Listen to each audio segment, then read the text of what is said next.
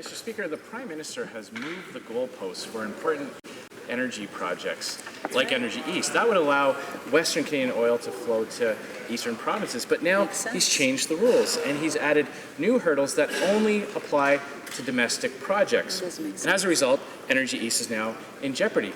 But he has made one group of people very happy. The oil executives and politicians from countries like Venezuela, Algeria, and Saudi Arabia, whose companies won't be subject to these new hurdles. Why the double standard? What is that? Honourable Prime Minister.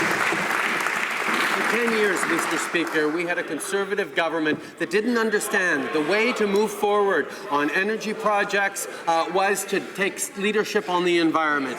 The two go together. Canadians know that, and that's part of why they didn't get much, if anything, done in terms of expanding energy projects. We've managed to approve a number of pipelines. We've created a process whereby Canadians can be reassured that as we create jobs and grow the economy, we're also protecting the environment. After 10 years of failures from that government, we're proud of our track record and the work we're continuing to do to grow our economy and protect our environment. The Honourable Leader of the Opposition. The only jobs that he's protecting, Mr. Speaker, are those energy jobs in Venezuela, Saudi Arabia, and Algeria, not in Canada.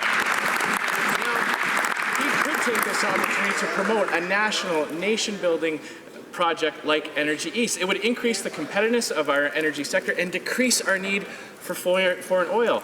But instead, he's making it more difficult for these projects by changing the rules in the middle of the game. But these rules don't apply to foreign oil imports from countries with terrible human rights records and abysmal environmental standards. So why the double standards? Why put the interests of foreign companies ahead of Canadian workers? Right Honourable Prime Minister. You know what made it more difficult, Mr. Speaker, for energy producers in this country? The botched approach of that former government on energy projects. By not understanding the responsibility towards future generations, the responsibility towards the environment, they were unable to get things done. They were unable to demonstrate that they were working for Canada's national interest, that they were working to both grow the economy, create good jobs, and protect the environment at the same time. That's why for 10 years they did nothing. That's why Canadians chose to change this government. Honourable Leader of the Opposition. Mr. Speaker, the foreign oil companies in countries like Venezuela, Saudi Arabia, and Algeria are thrilled that this Prime Minister is doing everything he can to wipe out their Canadian competition. They're happy that the Prime Minister is putting up new roadblocks to Canadian energy projects. He's killed Northern Gateway based on political considerations, and with it, Canada's ability to export to Asian markets. Why is this Prime Minister doing everything he can to kill domestic energy projects while he watches tanker after tanker of foreign oil flooding Canadian markets? The Right Honourable Prime Minister.